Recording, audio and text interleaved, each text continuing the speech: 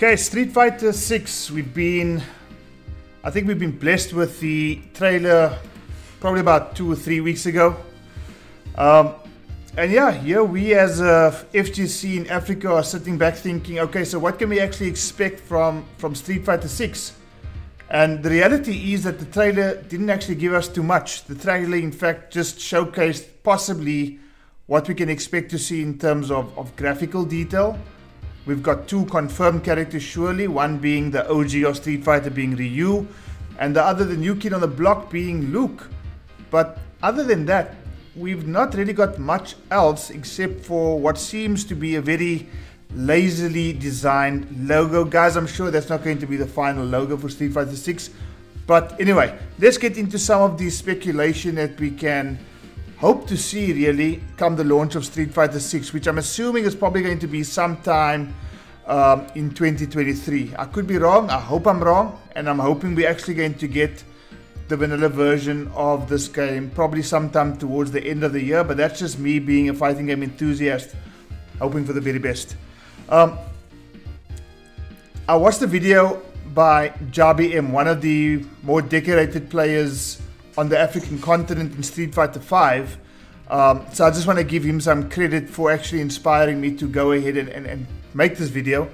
But he spoke about what exactly this launch means for the African community.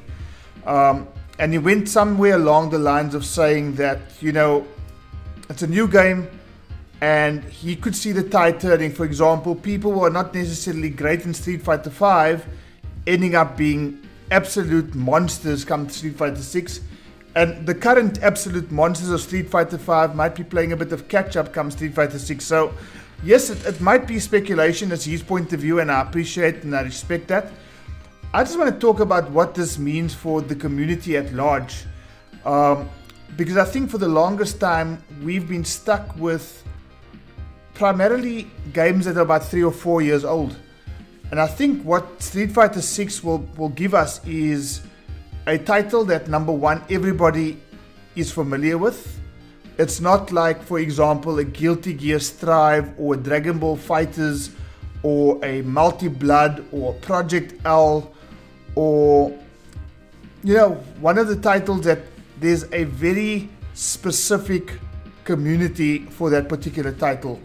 Street Fighter is universal. I think majority of people who play fighting games would have at some stage touched some Street Fighter, whether it be Street Fighter 2 in the arcade, Street Fighter 3, the Alpha series, Street Fighter 4, Street Fighter 5, and all the other spin-offs in between. Street Fighter 6 is just going to give the community something that, number one, everybody will appreciate and everybody will understand. This is Street Fighter. It's a Street Fighter that's going to be designed on the RE engine. It's a Street Fighter that will most likely have a completely different look to any other Street Fighter that came before it. So I think that's the first thing. People will pick it up purely out of just wanting to see what it's all about. And I think the lessons that Capcom would have learned is that, you know, with the limitations that they had in the development of Street Fighter 5, they're going into this one knowing that whatever mistakes they made came the launch of Street Fighter 5, they are absolutely not going to repeat that come Street Fighter 6. So chances are we're going to be getting a completed game with a mode that, or modes rather, that will suggest, you know what, whatever this price point is at launch, and I'm assuming it's going to be $60 or probably around in South African rands, probably about 1,300 rand for the standard edition. And I think the one thing that Capcom is going to need to make sure of is that when they launch this, the people are getting value for their money. So whether it be a story mode, an arcade ladder mode, some other modes, tutorial, a deep tutorial, some challenges, what have you, wonderful online content, tag team modes, whatever. I'm sure that whatever they're going to present at launch is going to be worthy of the price point.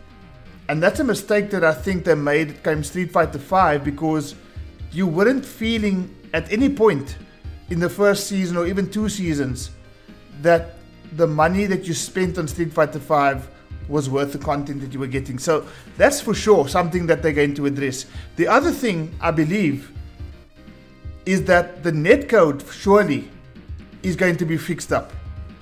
Whatever netcode was used for Street Fighter V, it just doesn't work. I mean, what infamously happened was when Punk won a particular Street Fighter event, they asked him what he was going to do in preparation for Capcom, and his words on Capcom TV were, "I'm just going to continue to play Guilty Gear because Street Fighter V is a great game, but the netcode sucks."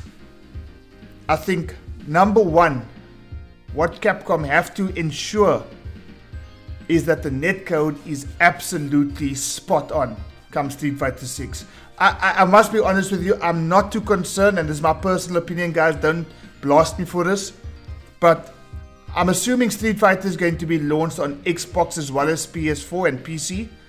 I have absolutely no problem with Street Fighter being console exclusive, as in PlayStation 4 communicates with PlayStation 4, PC communicates with PC, Xbox communicates with Xbox.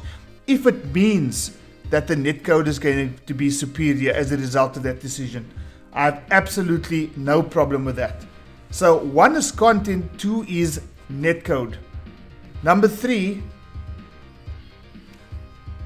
accessibility.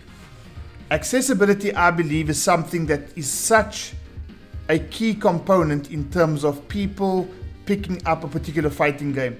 And when I talk about accessibility, I'll make mention of something like Mortal Kombat 11, which I think every single person that touched it, whether they liked it or not, was able to pick up and play at a decent level.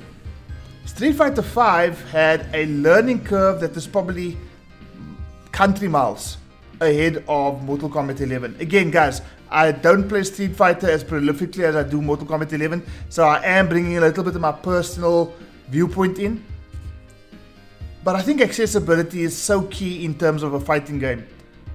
What you don't want, I believe, is for Street Fighter to be so accessible that it's easy and therefore not fun. Street Fighter has always been known as a fighter that is accessible, but with a fair amount of technical know-how and prowess that one needs in order to really master the game.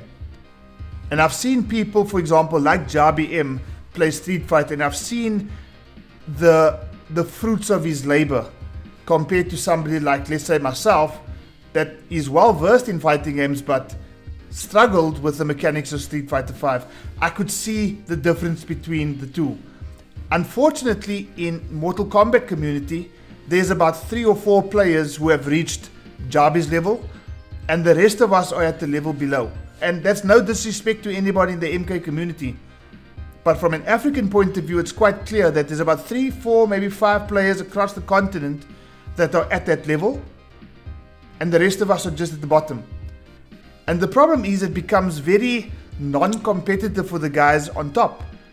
Whereas I think the people who graft and graft and graft in Street Fighter, who really get the mechanics, actually end up competing with the guys that are on the top of the Street Fighter ladder.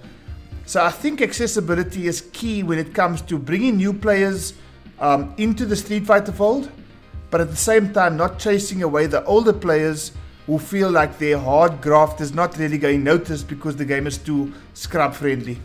So that's the 3 things that I think is going to be key in Street Fighter V, guys. And if you agree with me, please leave a like in the comment.